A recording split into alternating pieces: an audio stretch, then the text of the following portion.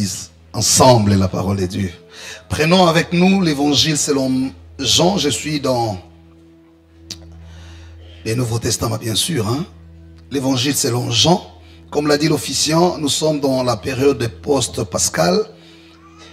Enfin, je vais dire post-résurrection, parce que nous sommes toujours dans la Pâque.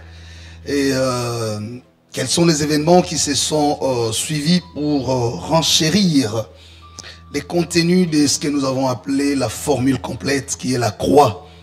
En son chapitre 20, je vais lire à partir du verset 19, puis après je prendrai Philippiens chapitre 2, verset 6. Jean chapitre 20, l'évangile. Voilà ce qu'il dit, c'est que l'évangile dit en son verset 19, les soirs de ces jours qui étaient le premier de la semaine, les portes du lieu où se trouvaient les disciples étant fermées, à cause de la crainte qu'ils avaient des Juifs, Jésus vint, se présenta au milieu d'eux et leur dit, citation, la paix soit avec vous, fin des citations. Et quand il lui dit cela, il leur montra ses mains et son côté. Les disciples furent dans la joie en voyant le Seigneur. Le verset 21. Jésus leur dit de nouveau, la paix soit avec vous. Comme le Père m'a envoyé, moi aussi, je vous envoie. Après ces paroles, il souffla sur eux et leur dit, recevez le Saint-Esprit. Ceux à qui vous pardonnerez le péché, ils leur seront pardonnés. Et ceux à qui vous les retiendrez, ils leur seront retenus. C'était une citation que je ferme. Le verset 24. Thomas, appelé Didyme, l'un des 12, n'était pas avec eux lorsque Jésus vint. Les autres disciples lui dirent donc, nous avons vu le Seigneur. Mais il leur dit, citation, si je ne vois pas dans ses mains la marque des clous, et si je ne mets mon doigt dans la marque des clous, et si je ne mets ma main dans son côté, eh bien, je ne croirai point. Fin des citations. Le verset 26. 8 jours après, les disciples de Jésus étaient de nouveau dans la maison et Thomas s'est trouvé avec eux. Jésus vint, les portes étant fermées, je ne sais pas pourquoi il y a toujours cette précision, se présenta au milieu d'eux et dit, la paix soit avec vous. Puis il dit à Thomas, avance ici ton doigt et regarde mes mains, avance aussi ta main et mets-la dans mon côté et ne sois pas incrédule, mais crois. Thomas lui répondit, mon Seigneur et mon Dieu. Et Jésus lui dit, parce que tu m'as vu, tu as cru. Heureux ceux qui ne m'ont pas vu et ont cru. Et dans ces heureux-là, tu es là. Jésus a fait encore, en présence de ses disciples, beaucoup d'autres miracles qui ne sont pas écrits dans ces livres.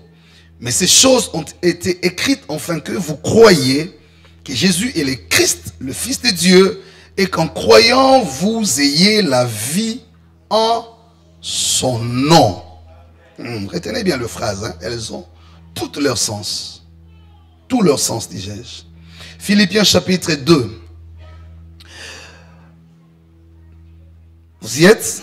Philippiens chapitre 2. Philippiens, nous sommes dans le toujours le Nouveau Testament, dans les épîtres, après l'épître d'Éphésiens, des Éphésiens, ou aux Éphésiens.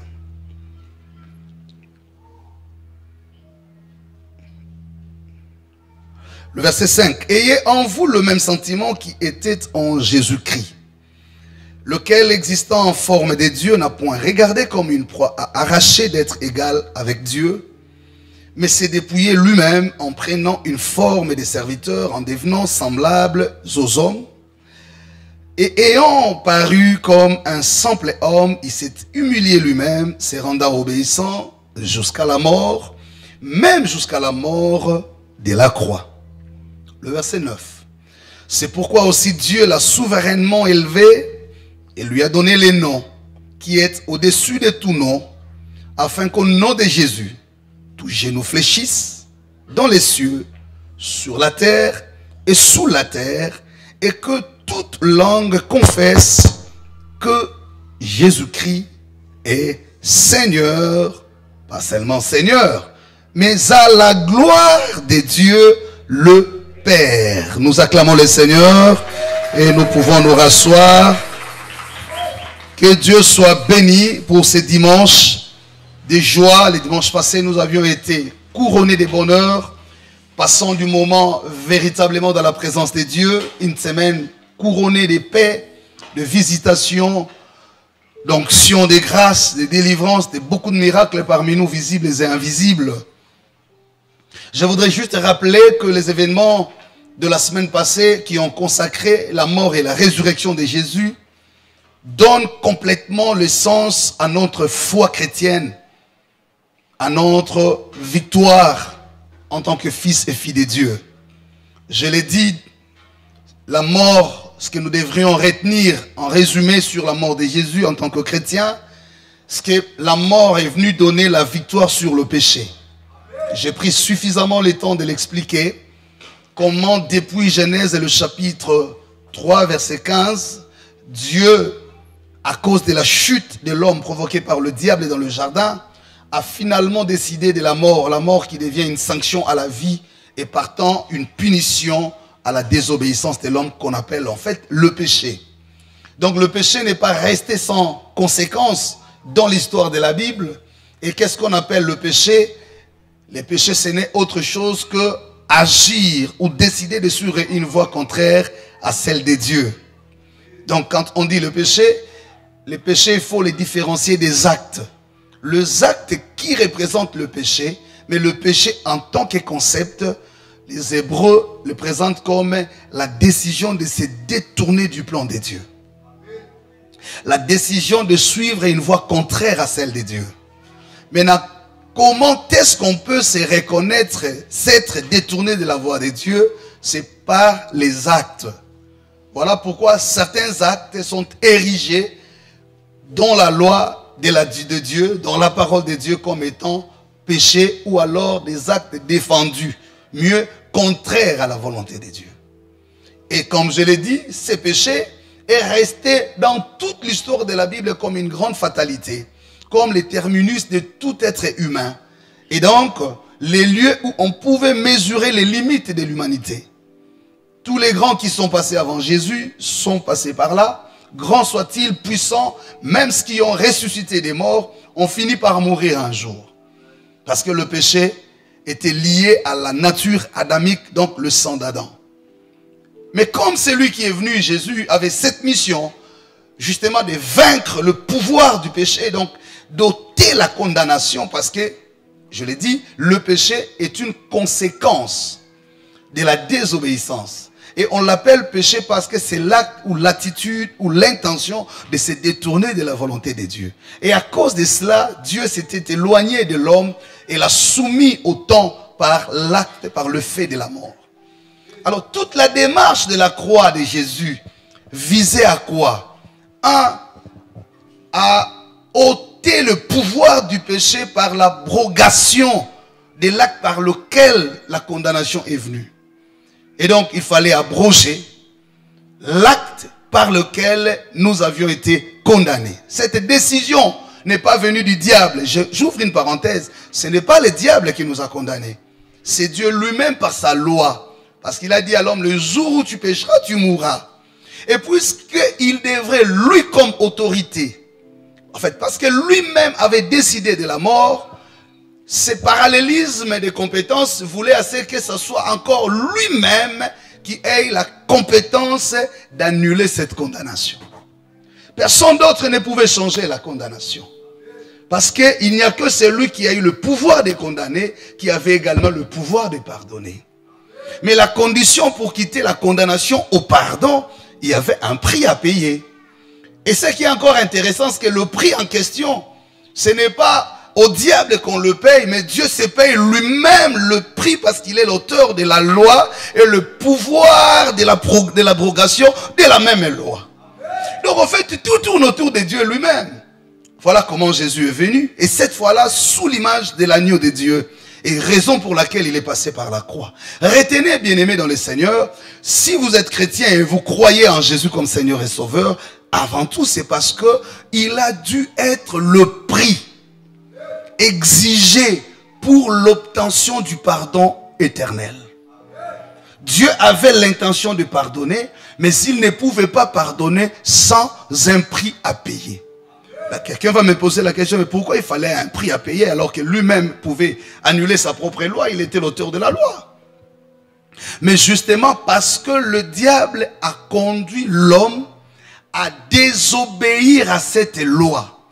Et cet acte de désobéissance se comprend comme la volonté de se détourner du plan de Dieu.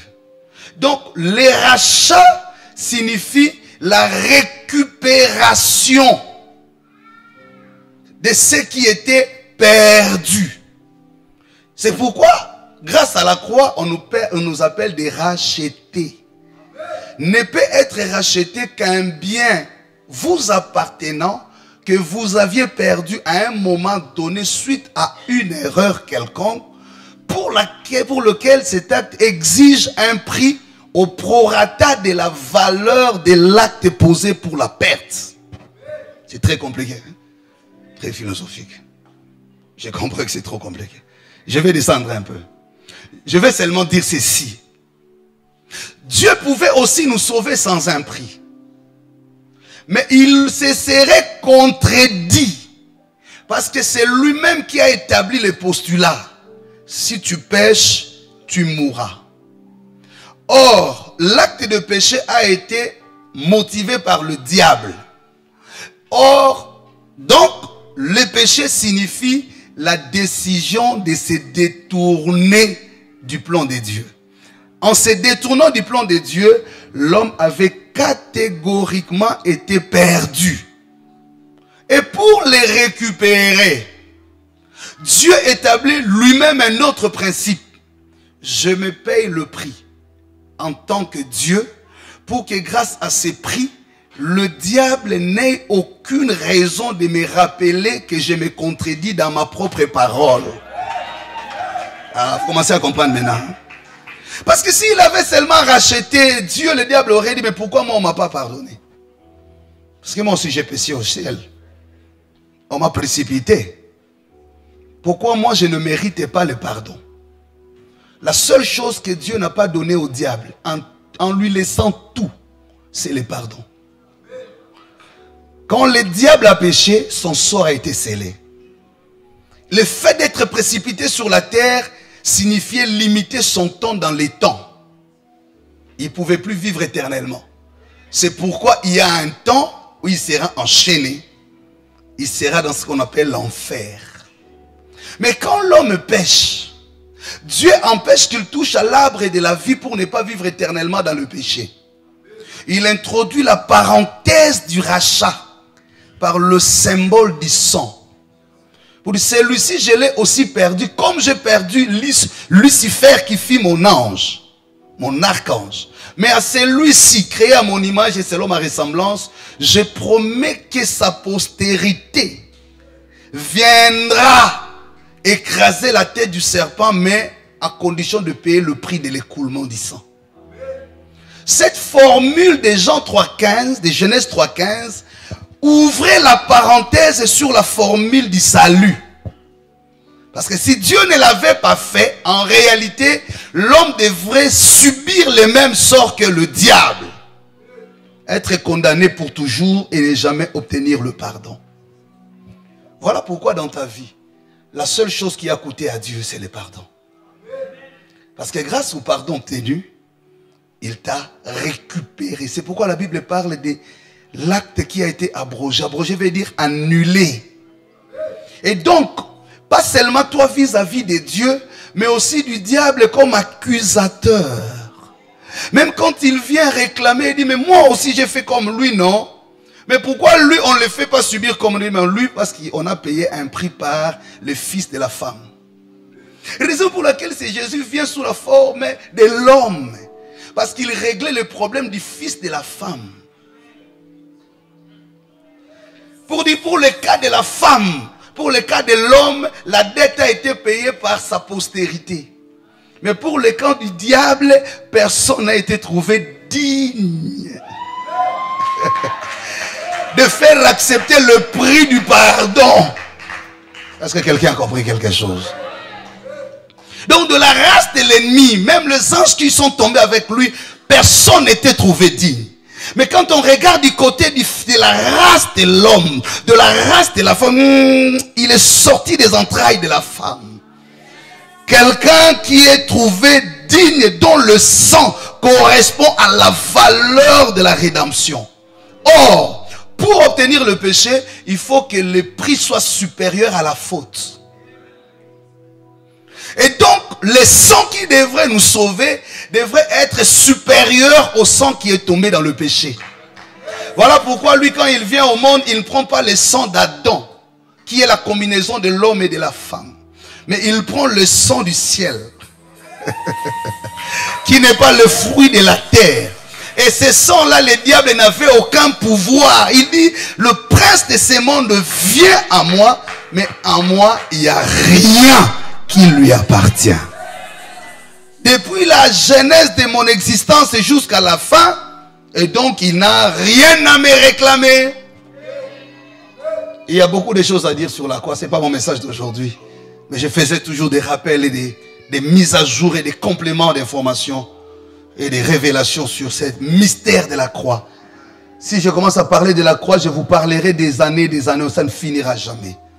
Mais retenez en résumé, c'est grâce à la croix qu'on a vaincu le pouvoir du péché. Et je vous ai dit, la croix en fait a été pour l'homme. C'est là que la Bible dit, Jean 3,16, Dieu a aimé le monde et a envoyé le Fils unique, afin que quiconque croit en lui ne périsse point, mais qu'il ait la vie éternelle. Mais les dimanches qui a suivi, j'ai ouvert la parenthèse pour dire, si la croix a été pour le bénéfice des hommes, et la résurrection l'a été pour le ciel. La croix est venue résoudre le problème des hommes, le péché, à cause du diable qui a poussé à ce que le péché trouve des racines. Mais en réglant les problèmes du péché, donc les problèmes de l'homme sur la terre, il y a un autre problème qui restait à régler. Les problèmes de la confirmation de l'identité en tant que Seigneur. Mais ces problèmes étaient butés par l'effet de la mort. Parce que tout celui qui mourait, eh bien écoutez, on devrait parler de lui dans le passé. Et Jésus avait une grande obligation de montrer qu'il était véritablement homme pour vaincre le diable par la mort à la croix, mais aussi Dieu pour revenir ou rentrer à ses origines. Comment croire qu'il vient du ciel s'il ne rentre pas au ciel? Quelqu'un comprend quelque chose? Il y a une théorie qui a été avancée, et avant sa naissance par les prophètes, qu'il viendrait, ce Messie-là. Le jour de sa naissance, une autre théorie se développe, qu'on l'a vu naître. Et d'ailleurs, c'est Marie, sa mère, qui dit, sans le concours de l'homme, son fiancé Joseph. Comment croire à toutes ces théories alors qu'on les voit manger, dormir et pleurer même à la croix? Ceux-là se sont moqués de lui, mais lui sauver les autres, hein? Comment il ne se sauve pas lui-même? Où est passée la théorie selon laquelle il se disait être souverainement élevé et que celui qui l'a vu aurait vu le Père et que lui et le Père étaient un, alors que nous savons que le Père est esprit et au ciel, mais lui avec nous ici en train de manger, en train de dormir, en train même, on a testé sa force à la croix, on l'a fouetté, on croyait même qu'il n'allait pas pleurer, il a pleuré, il a même dit Eli Eli lama sabachthani. Et puis là, même s'est étonné qu'aussitôt il était déjà mort. Alors il y a une thèse qu'il devrait justifier. Qu'il venait réellement du ciel. Et qu'il rentrerait au ciel. Est-ce que quelqu'un comprend quelque chose? Raison pour laquelle il viendra à la résurrection. Maintenant, je vais voir après la résurrection. C'est là que je suis dans mon contexte du jour. Que retenir d'après la résurrection? Pourquoi Jésus ne ressuscite pas et directement il s'en va? Si seulement il devrait aller au ciel. Mais la question, que allait devenir la compréhension de ceux qui ont vécu avec lui et de ceux qui devraient vivre après lui sur sa divinité?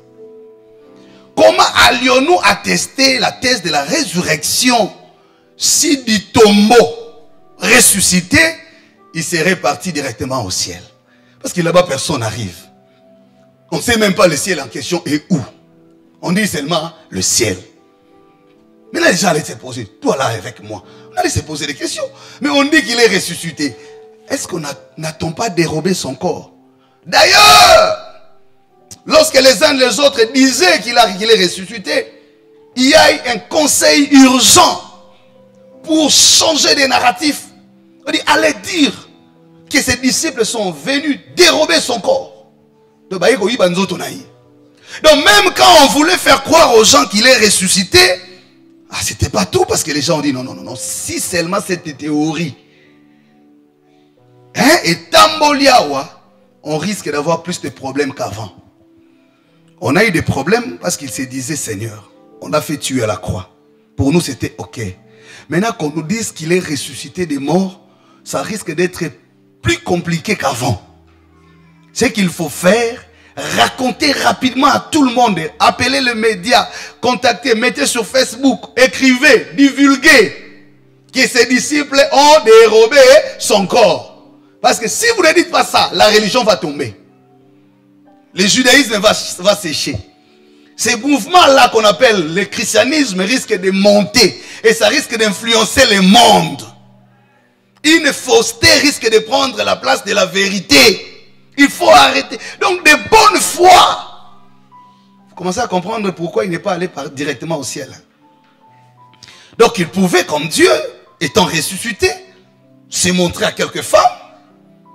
Peut-être même pas. Et puis il dit, bon, mais la question allait être, est-ce que c'est lui qu'on a vu? Même ceux qui l'ont vu pouvaient se dire, c'est quelqu'un qui les ressemble. Pas Kokanaka, hein? Quel aurait été les éléments de preuve rationnellement justifiable? Parce que les rationnels allaient exister. Les hommes qui apprennent ce qu'on appelle les doutes méthodiques allaient exister. Les grands réflexions là, les gens là, qui quand ils vous regardent comme ça, même quand vous parlez, commencent à discerner phrase par phrase. Il a dit ceci, herméneutiquement parlant. Mais Jésus savait, mais je vais laisser un dégât après moi. Il y a des gens qui n'habitent pas Israël, qui sont à Bagata, qui sont à Maïndombe. Les autres qui sont à Kabeyaka Mwanga. Les autres qui sont là-bas, à Kabondo Djanda. Comment vont-ils croire 2000 ans après ces événements ici, que celui qui était passé était différent de Moïse, d'Élie? Écoutez, j'ouvre une parenthèse. Ce n'est pas le fait que Jésus opérait les miracles qui devrait lui donner les rangs du Messie. Ce n'est pas le fait qu'il a ressuscité les morts qu'on devrait l'appeler Dieu. Vous savez pourquoi? Parce que Élie aussi l'a fait. Élisée l'a fait.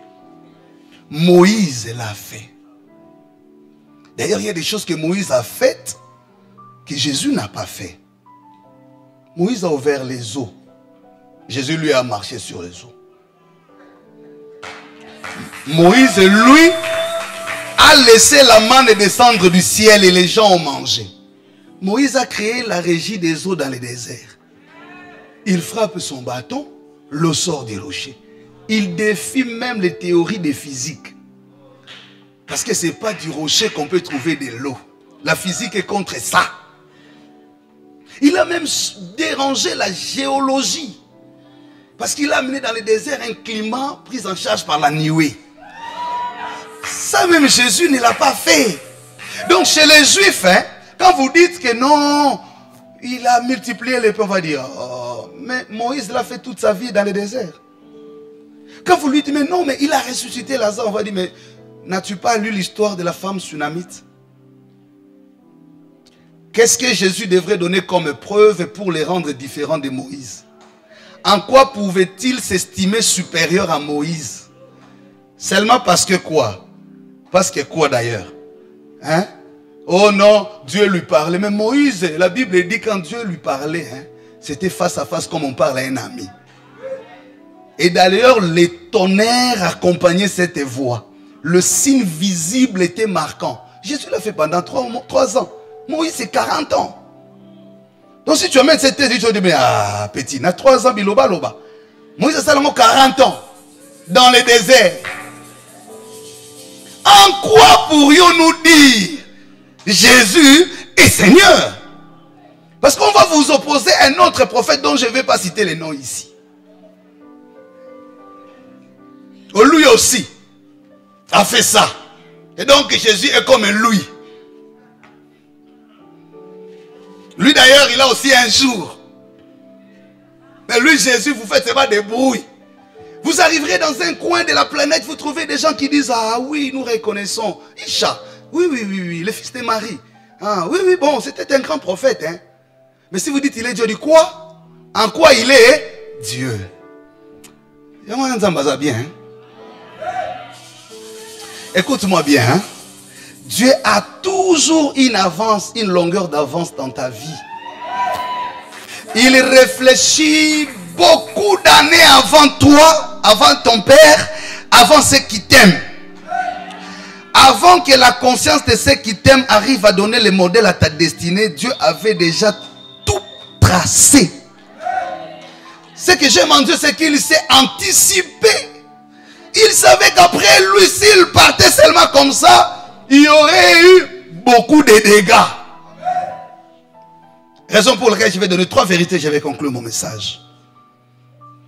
Pourquoi? L'épreuve de la résurrection. Hein? Pourquoi devrions avoir l'épreuve de la résurrection? Il ne suffit pas seulement de dire qu'il est ressuscité puis c'est fini. Ça serait une foi simple, facile à balayer, à secouer par des thèses, par des théories, par la science. On aurait eu beaucoup de difficultés pour prouver que Jésus est réellement Dieu.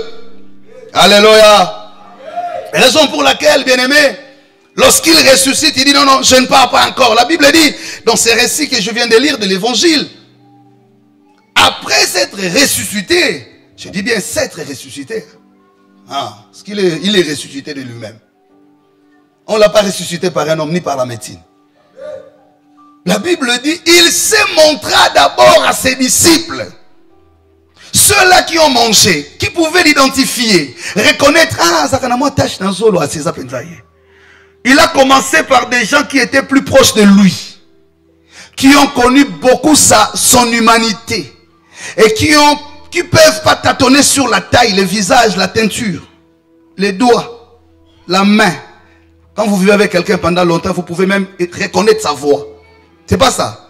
Même au téléphone, même s'il parle à côté, est-ce qu'il est là? J'entends sa voix. Donc Jésus a commencé par des gens qui étaient supposés mieux les connaître. Parce que ceux-là devraient lever les doutes dans leur esprit. Ce n'est pas qu'on a remplacé celui qui était à la croix par un autre pour prouver la résurrection. Il fallait montrer que c'est le même qui était à la croix. Et donc la première raison pour laquelle Jésus est ressuscité, c'était pour vaincre le pouvoir de la mort. Pour montrer la victoire sur la mort.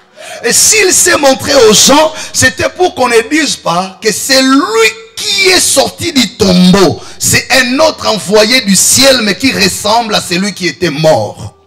C'est pas pour rien qu'on a laissé les tombeaux vides. Mais si seulement les tombeaux étaient simplement vides, on aurait dit qu'on a changé son corps. Parce qu'un mort ne peut plus revenir à la vie. Et donc le ciel a dit de dépêcher un autre ange, mais qui ressemble à Jésus pour nous consoler.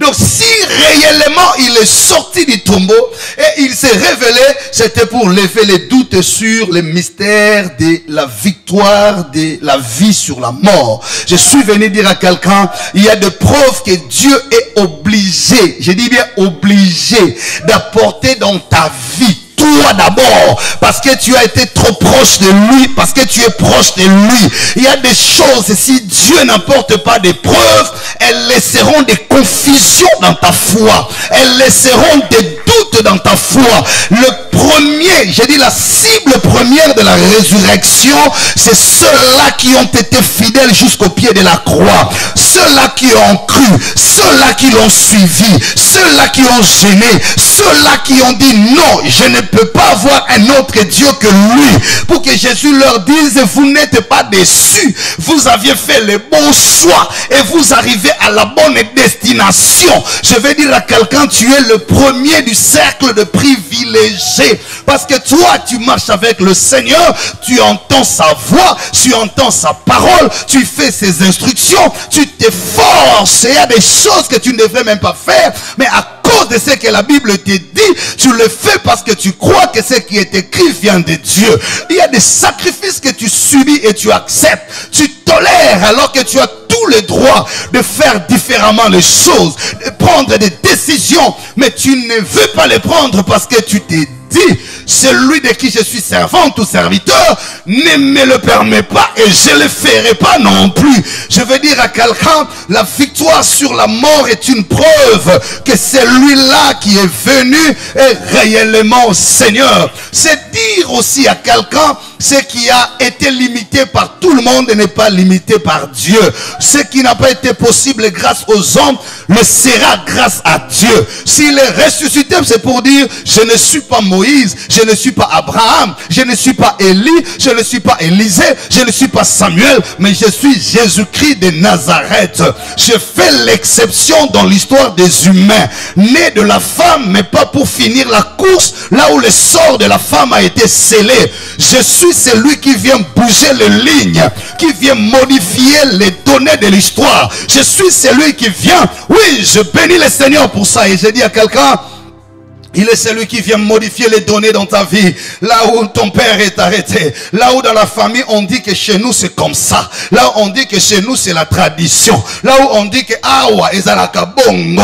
Quand Jésus entre dans ta vie, il vient d'abord modifier les règles établies par les lois de la nature. Parce que tu commences à comprendre ces choses. Je suis venu te dire, même là où la théorie de la science a déjà fini les recherches, Jésus est capable de modifier les données de recherche de la théorie scientifique. Parce que la théorie scientifique sur la mort, quand on meurt, on est absent de la vie. Et quand on est absent de la vie, oh, c'est s'efface de l'humanité. On ne peut plus revenir à la vie parce que les organes, les cellules, tout s'arrête. Mais grâce à Jésus, il nous fait comprendre qu'il est lui-même semblable à un mécanicien qui peut réparer un véhicule en panne. C'est lui le créateur du corps humain. Il connaît la valeur de chaque cellule. Il est en mesure de remplacer la cellule, les organes. C'est pourquoi je dis à quelqu'un, même quand tu te sens malade, tu n'es pas seulement devant un médecin qui peut constater la maladie et chercher les supports de remède pour les soins, mais tu es à Golgotha, là où c'est lui qui au départ a dit, créons l'homme à notre image. C'est lui qui connaît la formule de la création. Il sait chaque cellule, chaque organe, veine, sang, eau, tout ce qui est en toi a été créé par lui. Et quand un organe est en panne, il n'y a que le créateur qui est en mesure de remplacer cet organe. Même quand la médecine pourra te dire, dans toute la théorie de la médecine avancée, cette anomalie est incurable. Mais moi je te dis, à Golgotha, rien n'est incurable. Parce que c'est lui qui est sorti du tombeau, est sorti avec tous les organes en place. Je dis à quelqu'un, il a dit, la gloire de la deuxième maison sera plus grande que celle de la première. Quand il sort pas avec les défauts de la croix. Il ne sort pas avec les chocs de la croix. Il n'est pas en train de boiter comme Jacob qui a subi les chocs de la péniel. Mais lui, quand il sort de la croix, il change les habits, il change l'image, il change même la splendeur. On ne peut plus l'approcher comme avant. On ne peut même pas le toucher comme si tu veux. Mais il représente le renouvellement. Je dis à quelqu'un, la résurrection a été attestée. Parce que Jésus sorti des morts, il s'est montré aux hommes. En se montrant aux hommes, c'était pour dire désormais, mettez une virgule sur la mort. Si elle a absorbé tout le monde, mais dans l'histoire de la mort, il y a une exception. Celui qui n'est pas arrêté par la mort jugement est celui qui n'est pas arrêté par le péché. S'il n'est pas arrêté par le péché parce qu'il est au-dessus du péché. Et s'il est au-dessus du péché parce qu'il est le créateur incréé. Et s'il est le créateur incréé, c'est que le diable n'a pas la supériorité sur lui. Désormais, il y a une formule qui vous donnera la supériorité sur le diable. Je suis venu dire à quelqu'un, même quand tu seras devant un jugement de droit, où déjà le sort est scellé, on te dit qu'il n'y a plus de voie de recours, la résurrection de Jésus s'avère comme une voie de recours exceptionnelle. Là où on peut recourir quand tout se tombe, quand tout s'écroule, quand tout s'efface, quand tout s'éteint dans la vie de quelqu'un, l'espoir qui sort du tombeau est la vie. L'espoir qui sort du désastre et du scandale de la croix est la vie. Oh, cette vie est venue de la résurrection. Je dis à quelqu'un, le fait de sortir du tombeau vivant, il est sorti du scandale